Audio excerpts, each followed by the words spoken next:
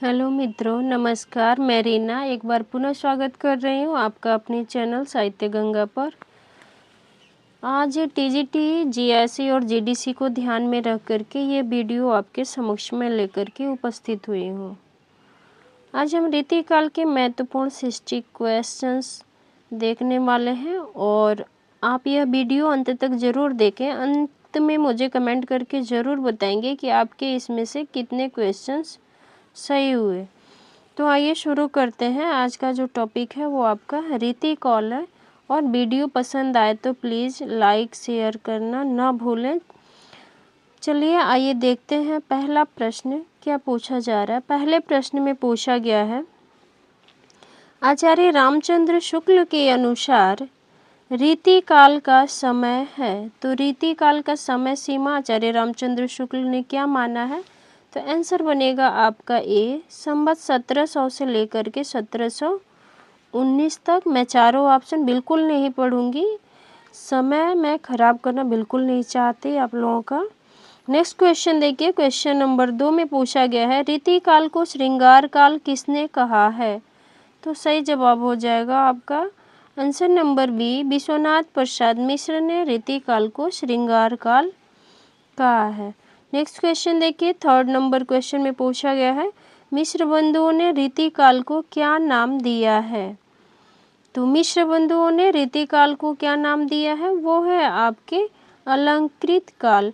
कला काल कहें तो ये कौन नाम दिया है? ये नाम दिए हैं रमाशंकर शुक्ल रसाल। तो रमाशंकर शुक्ल रसाल कला काल नाम देते हैं और अलंकृत काल नाम दिया है मिश्र बंधुओं ने। नेक्स्ट क्वेश्चन देखिए, क्वेश्चन नंबर 4 में पूछा गया है, रीतिकाल के संदर्भ में रीति शब्द का अर्थ है। तो रीति से क्या तात्पर्य है? आंसर बनेगा आपका 4 का बी, भाषा की विशिष्ट रचना पद्धति ही रीति का अर्थ है। नेक्स्ट क्वेश्चन देखते हैं, इसमें पूछा गया है, रीतिकाल में लक्षण ग्रंथ से आशय है, यानी क्या तात्पर्य है लक्षण ग्रंथ शब्द से? तो आंसर बन जाएगा आपका ये, काव्यांगों के नियमों लक्षणों को बताने वाले ग्रंथ ही लक्षण ग्रंथ कहलाते हैं। यानी कि काव्य लिखते समय किन किन चीज़ों को, किन किन बातों का ध्यान रखना चाहिए। नेक्स्ट क्वेश्चन है, रीतिकाल में कौन सी परिस्थिति नहीं थी? तो ऐसे जब नहीं थी वाले क्वेश्चंस आता है ना, तो फिर आपको चारों ऑप्शन पढ़ना ही पड़ता है ताकि ये देख पाए कि कौन सी बातें असत्य है। 4 ऑप्शन है। पहला देखिए है, राज दरबारों में विलासिता का वातावरण, ऐसा रीतिकाल में चित्रण किया गया है क्या? बाल विवाह और प्रदा प्रथा जैसी प्रथाओं का जन्म, ऐसा देखने को मिलता है। भक्ति भावना का व्यापक प्रचार प्रसार और चौथा है विभिन्न कलाओं की उन्नति। तो कौन सा ऐसा ऑप्शन है जो रीतिकाल में नहीं था वैसी परिस्थितियाँ? तो 6 का आंसर बनेगा आपका सी, भक्ति भावना का व्यापक प्रचार प्रसार रीतिकाल में नहीं मिलेगा। यही आपका जवाब हो जाएगा, क्योंकि भक्ति भावना तो आपको भक्ति काल में दिखाई देती है। नेक्स्ट क्वेश्चन देखिए, इसमें पूछा गया है, रीति काव्य को किन 3 प्रमुख कालों में विभाजित किया गया है? तो ये सरल सा क्वेश्चन कह लेंगे, रीतिबद्ध, रीति सिद्ध और रीति मुक्त कवि। तो आपका यहाँ पे जवाब हो जाएगा, आंसर बनेगा आपका बी, रीति सिद्ध, रीति मुक्त और रीतिबद्ध कवि। नेक्स्ट क्वेश्चन देखते हैं। आइए क्वेश्चन नंबर 8 पूछा गया है, रीति काव्य का तात्पर्य है। तो काव्य कला की सिद्धि प्राप्त करने वाला, सिद्ध कवियों द्वारा रचित काव्य। और नेक्स्ट ऑप्शन देखते हैं, ऑप्शन नंबर 2 और है। इसमें कहा गया है दोनों ऑप्शन में, काव्य के विभिन्न अंगों का परिचय देने वाला काव्य। और डी कह रहा है कि काव्य रीति की सिद्धि कराने वाला काव्य, जिसके अभाव में सच का अर्थ नहीं जाना जा सकता। तो यहाँ पूछा गया था कि रीति सिद्ध काव्य का तात्पर्य क्या है? तो आंसर बन जाएगा आपका डी, रीति का शब्द से, रीति सिद्ध से तात्पर्य है आपका कि काव्य रीति की सिद्धि कराने वाला काव्य जिसके अभाव में सच का अर्थ नहीं जाना जा सकता। आंसर बनेगा आपका डी। नेक्स्ट क्वेश्चन देखिए 9 में पूछा गया है निम्नलिखित में कौन रीतिबद्ध कवि नहीं है, तो 9 का आपका जवाब हो जाएगा डी घनानंद। ये रीति मुक्त कवि हैं, बाकी जितने भी कवि हैं ये सभी आपके रीतिबद्ध श्रेणी में आते हैं। नेक्स्ट क्वेश्चन में पूछा गया है रीतिकाल में आचार्य कवि किन्हें कहा गया है, तो ऐसे कौन से कवि हैं जिनको आचार्य की उपाधि दी गई है, जिन्होंने लक्षण ग्रंथों की रचना की, जो काव्य रीति से मुक्त है, जिन्हें आचार्य की उपाधि प्राप्त है, जिन्होंने रीतिबद्ध होकर काव्य रचना की। तो 10 का सही जवाब हो जाएगा आपका आंसर नंबर ए, जिन्होंने लक्षण ग्रंथों की रचना की है उन्हें ही आचार्य की प्राप्ति या कहें कि आचार्य की उपाधि दी गई है। नेक्स्ट क्वेश्चन है बिहारी रीतिकाल के किस कोटि के कवि हैं, तो ये बहुत इंपॉर्टेंट क्वेश्चंस है, भले ही ईजी हो लेकिन कई सारे एग्जाम्स में आपको पीवाईक्यू एनालिसिस करेंगे तो आपको पता चलेगा कि यहाँ से कई बार क्वेश्चंस पूछा गया है। तो इसमें सही जवाब हो जाएगा आपका ये बिहारी रीति सिद्ध वर्ग के कवि हैं। नेक्स्ट क्वेश्चन देखिए 12 पूछा गया है निम्नलिखित में से निम्नलिखित में कौन सा कवि रीति मुक्त है, तो कौन ऐसा कवि है जो रीति मुक्त है, वो आपके घनानंद जी ये रीति मुक्त कवि हैं। जैसे घनानंद, ठाकुर, द्विजदेव, बोधा, आलम ये सभी आपके रीति मुक्त कवि हैं। नेक्स्ट क्वेश्चन देखिए 13 पूछा गया है आचार्य चिंतामणि की रस विलास रचना का मुख्य विषय है, तो आप यहाँ से भी थोड़ा सेंस लगा सकते हैं, रस विलास रस शब्द उसमें जुड़ा हुआ है, तो 13 का आंसर बन जाएगा आपका ये रस की शास्त्रीय विवेचना।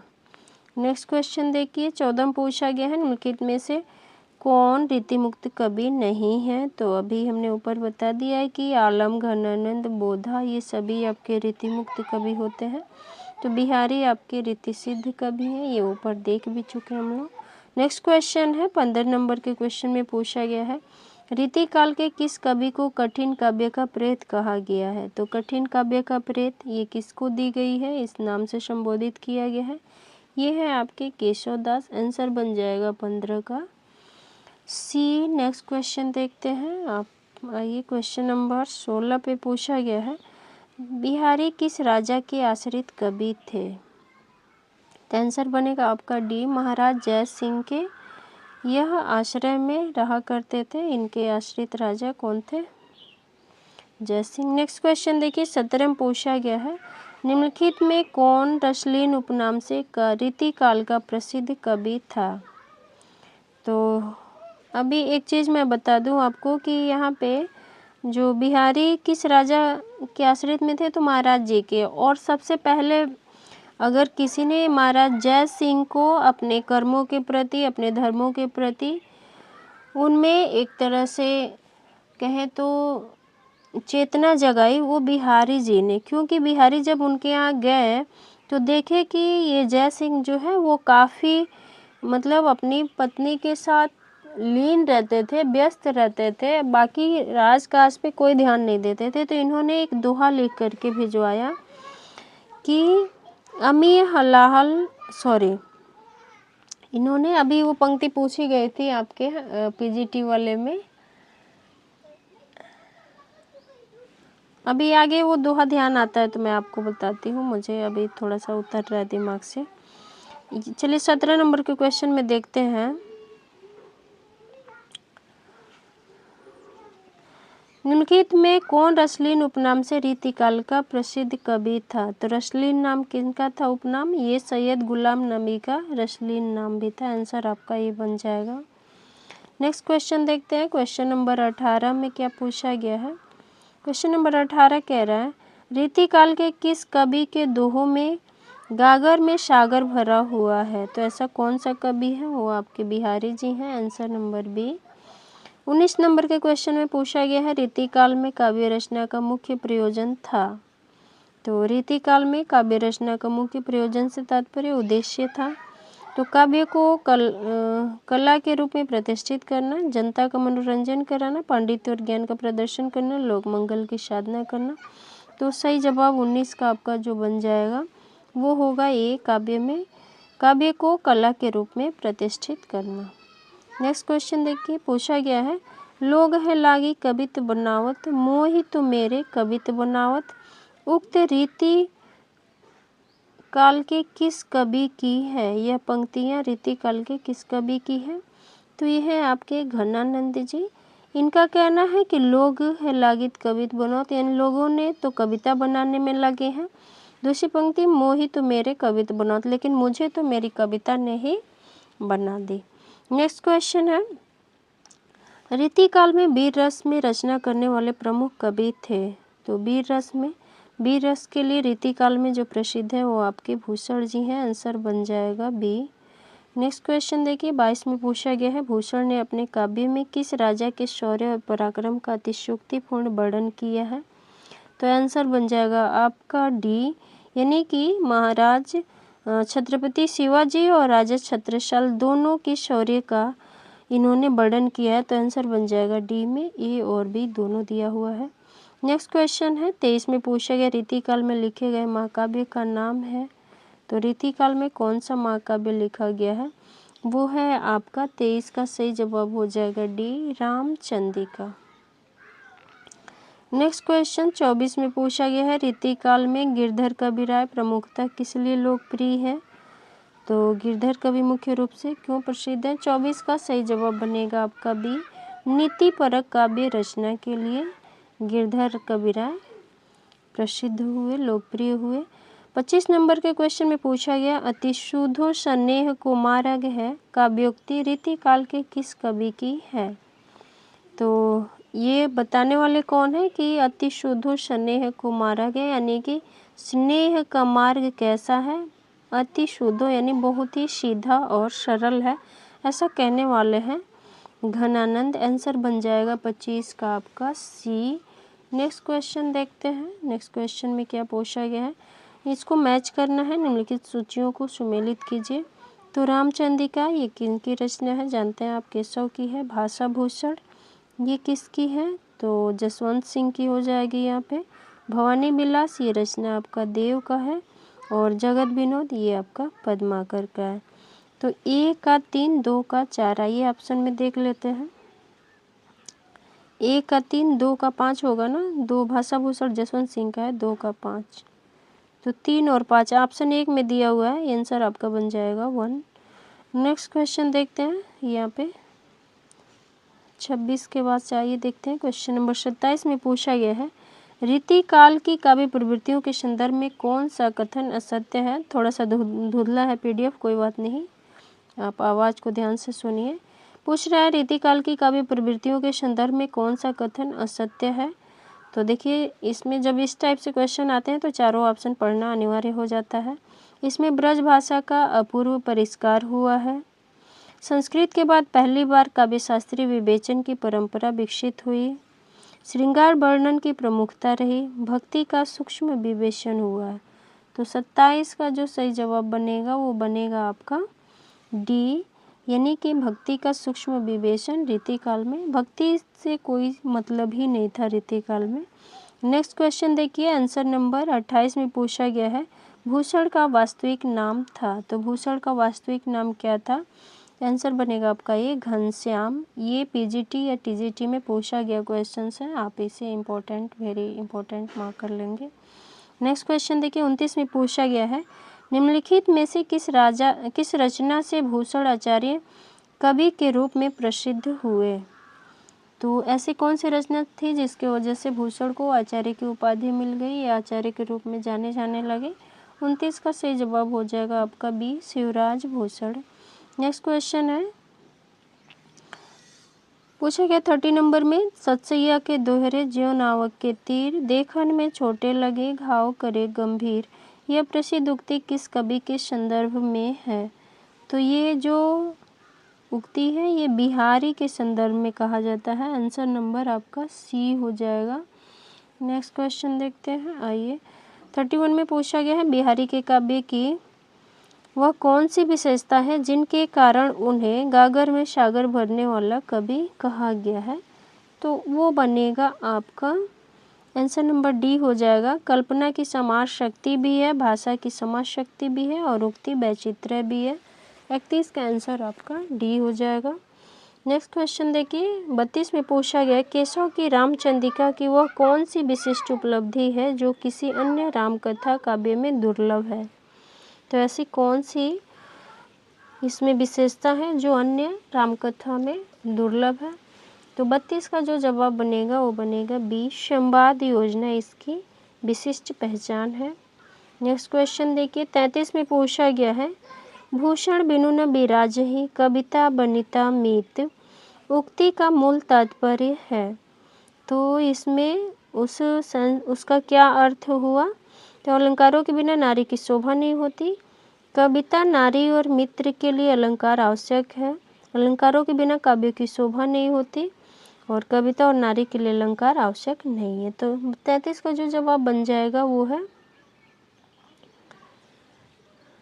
भूषण बिनु न बिराजहि कविता बनिता मीत उक्ति का मूल तात्पर्य। देखिए यहाँ पे मूल पूछ रहा है, कह रहा है भूषण बिनु यानी कि कविता में अलंकार और यहाँ बनिता मित यानी कि स्त्री के लिए गहना। तो यहाँ कह रहा है कि अलंकारों के बिना काव्य की शोभा नहीं होती।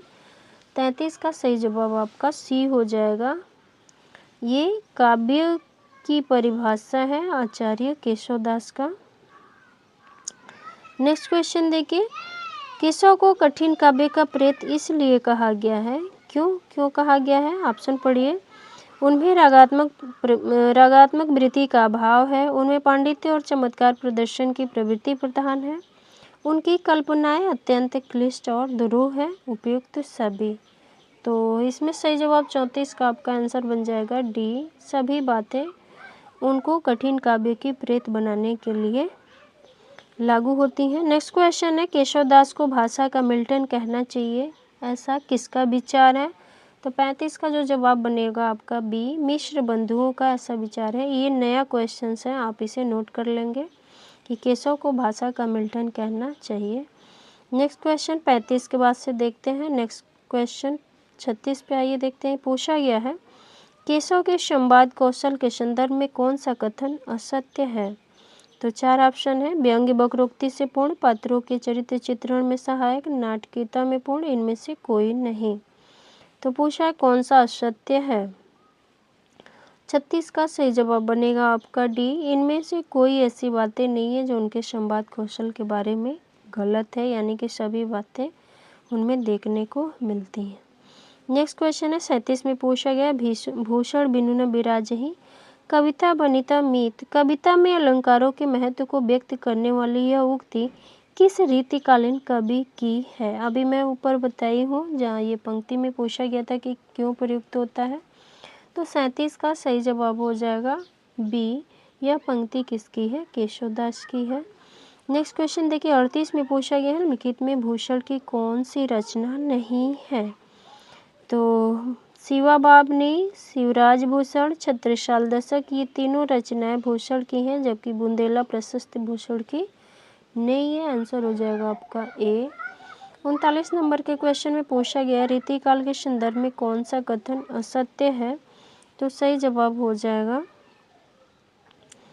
आप पढ़ लीजिए। असत्य पूछा गया है नायिका के नक्सिक वर्णन की प्रवृत्ति है, प्रकृति का उद्दीपन रूप में वर्णन की प्रधानता, ये है क्या, प्रबंध और मुक्त काव्य की रचना, ये तो है, ब्रज भाषा का प्रयोग, ये भी है। तो आंसर बनेगा आपका बी, प्रकृति का उद्दीपन रूप में वर्णन की प्रधानता जो है रीतिकाल में नहीं देखने को मिलती है, यही बात असत्य है। 39 का आपका आंसर बन गया बी। देखते हैं 40 नंबर के क्वेश्चन में क्या पूछा गया है।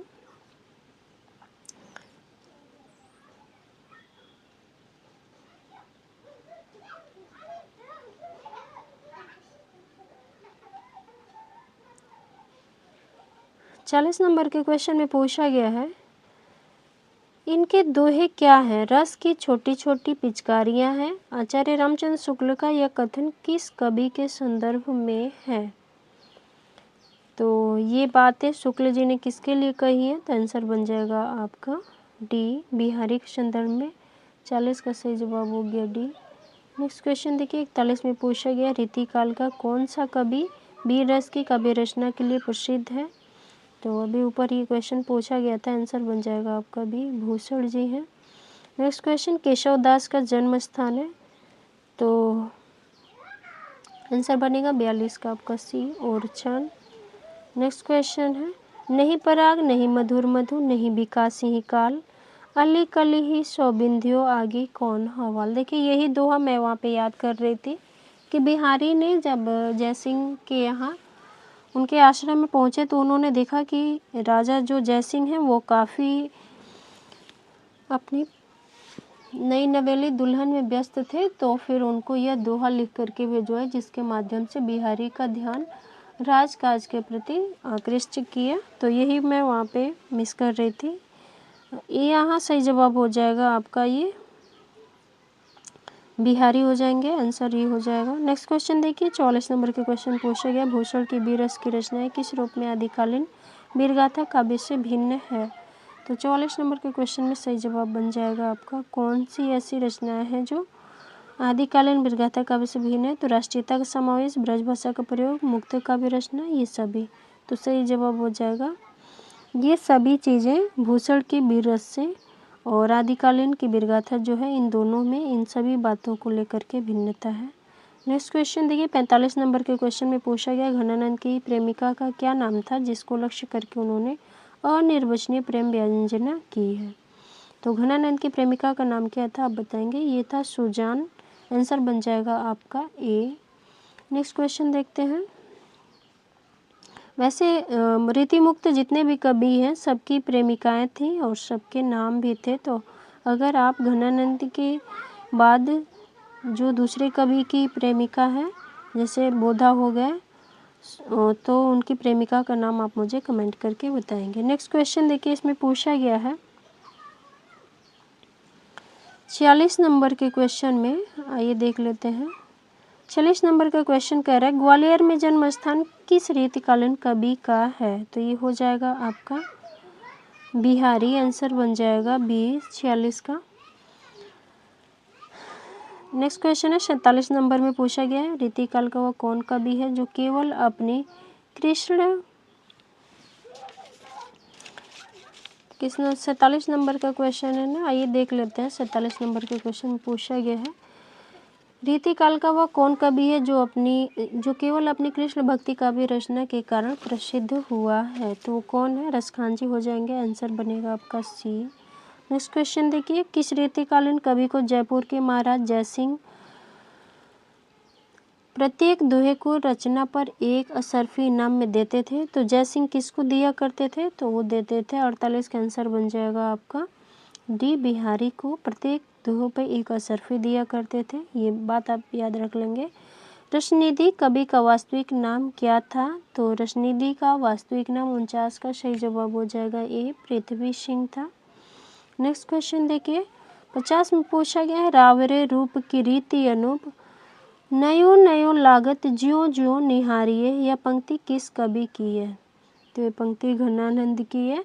उन्होंने अपनी प्रेमिका के बारे में ये बात कही है कि रावरे रूप की रीति, यानी कि राउर ये कहें कि आपकी रूप अनूप जो है वो बिल्कुल जितनी बार देखिए उतनी बार नई नई लगती है, ऐसा उनका मानना है। 51 नंबर के क्वेश्चन में पूछा गया है, निम्नलिखित में कौन सी रचना केशव दास की नहीं है? तो सही जवाब हो जाएगा केशव की नहीं है, कौन सा इसमें? तो आंसर बनेगा आपका डी, रतन हजारा, क्योंकि रामचंद्रिका, कवि प्रिया और विज्ञान गीता ये सभी केशव की रचनाएं हैं। नेक्स्ट क्वेश्चन देखिए, बीरबल किस रीतकालीन कवि के अभिन्न मित्र थे? तो बीरबल किस रीतकालीन कवि के मित्र रहे हैं? तो आंसर बनेगा आपका 52 का ए, केशव दास। नेक्स्ट क्वेश्चन देखिए, 53 में केशव दास के किस ग्रंथ में ज्ञान वैराग्य का वर्णन हुआ है? तो सही जवाब हो जाएगा 53 का आपका बी, विज्ञान गीता में जो है ज्ञान वैराग्य का वर्णन किया गया है। 54 नंबर के क्वेश्चन पूछा गया, रामचंद्रिका के विभिन्न सर्गों को केशव दास ने क्या नाम दिया है? तो रामचंद्रिका के जो सर्ग हैं उसको मतलब उसके अध्याय को क्या नाम से इन्होंने पुकारा है। तो 54 का जो जवाब बनेगा आपका सी, प्रकाश नाम दिया है। नेक्स्ट क्वेश्चन देखिए, 55 पूछा गया बिहारी किस राजा के दरबारी कवि थे। तो बिहारी किसके दरबारी कवि थे, अभी आपने कई बार देख लिया। आंसर बन जाएगा आपका डी, जयपुर नरेश जयसिंह। आंसर बन जाएगा 55 का डी। नेक्स्ट क्वेश्चन देखते हैं, क्वेश्चन नंबर 56 में पूछा गया केशव की किस रचना को छंदों का अजायब घर कहा गया है। तो आंसर बन जाएगा ए, रामचंद्रिका को केशव दास की यह रचना है और इसको छंदों का अजायब घर भी कहा गया है। 56 का आंसर बनेगा आपका ये। 57 नंबर के क्वेश्चन में देखिए पूछा गया भूषण कवि का वास्तविक नाम नहीं बल्कि उपाधि है, यह उपाधि किसने दी थी। तो भूषण को भूषण की उपाधि किसने दिया था। तो आंसर बन जाएगा 57 का बी, महाराजा रुद्रदेव ने यह उपाधि भूषण को दिया था। भूषण का वास्तविक नाम हमने अभी देखा था, क्या था, घनश्याम था। नेक्स्ट क्वेश्चन देखिए, 58 नंबर के क्वेश्चन में पूछा गया रीतिकाल की कौन सी रचना सबसे अधिक लोकप्रिय हुई। तो अगर रीतिकाल में सबसे अधिक लोकप्रिय हुई तो है आपका बिहारी, सच्चे बिहारी जी की। नेक्स्ट क्वेश्चन पूछा गया 59 में केशवदास का किस मुगल सम्राट से विरोध हुआ था। तो 59 का सही जवाब हो जाएगा ए, अकबर से।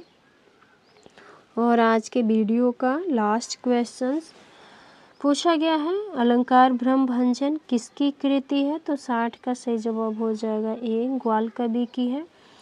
तो आप मुझे कमेंट करके अवश्य बताएंगे कि आपको यह वीडियो कैसी लगी है और आपके इसमें कितने क्वेश्चंस सही हो रहे हैं, ये भी मुझे आप कमेंट करके बताएंगे। उम्मीद करती हूँ ये वीडियो आपको पसंद आएगी, यूज़फुल है। और मिलते हैं नेक्स्ट वीडियो में, तब तक के लिए नमस्कार।